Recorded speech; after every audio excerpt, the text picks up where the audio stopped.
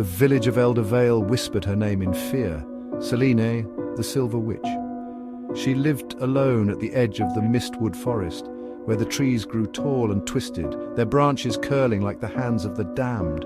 To the villagers, her silver hair was an omen, a sign that she was marked by some dark force.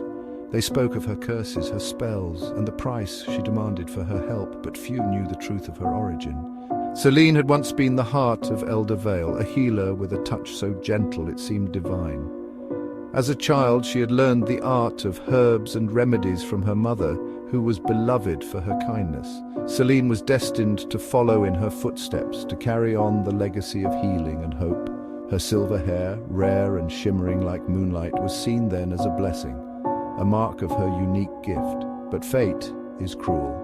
One fateful harvest season, a blight swept through Elder Vale, withering crops and spreading sickness. Families fell ill, their skin pale and clammy, their breaths shallow. The village elder begged Selene to help, placing the lives of the villagers in her hands.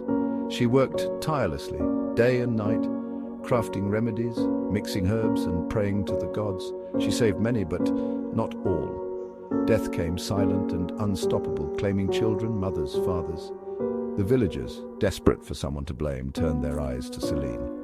"She cures, but only after she curses." An old man spat, his eyes wild with grief. "Her silver hair is unnatural. She brings misfortune," another accused. Selene pleaded with them, tears streaming down her face, but their fear turned to hatred. They drove her from the village with torches and stones, banishing her to the Mist Wood. Years passed. Alone in the forest, Selene survived.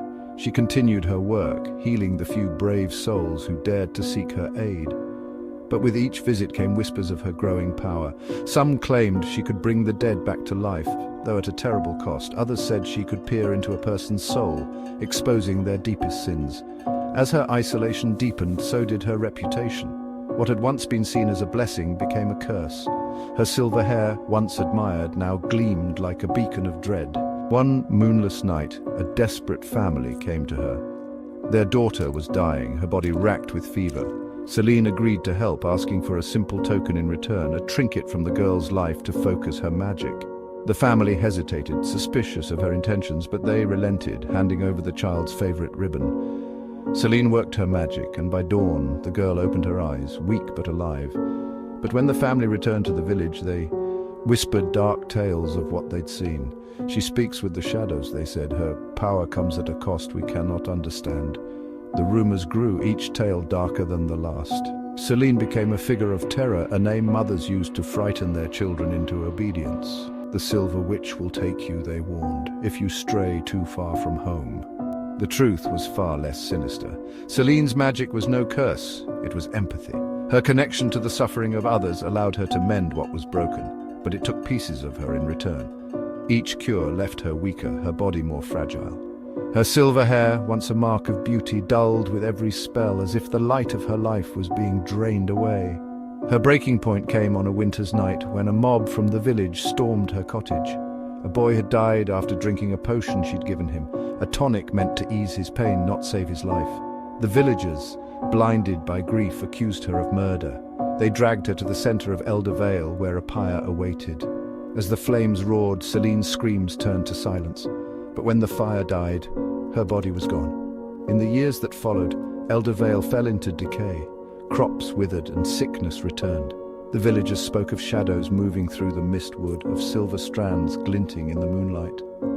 Those who ventured too deep into the forest often didn't return, but the few who did spoke of a woman with silver hair and eyes that burned with sorrow. She would offer help, they said, but at a cost no one could bear. Over time, Elder Vale became a ghost town, its streets silent save for the rustle of leaves and the occasional whisper of a name carried on the wind. Selene.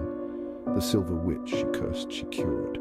And she waited, her silver hair a testament to a life spent giving everything, only to be feared and forgotten.